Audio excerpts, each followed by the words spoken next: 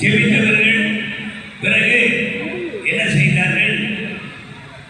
ஸ்தோத்திரம் செய்தார்கள். கர்த்தாவே, உமக்காக இந்த பாடுகளை நாங்கள் அடையும்படியாக எங்களை தெரிந்து கொண்டீரே என்று சொல்லி அவர்கள் கர்த்தரை ஸ்தோத்தரித்தார்கள்.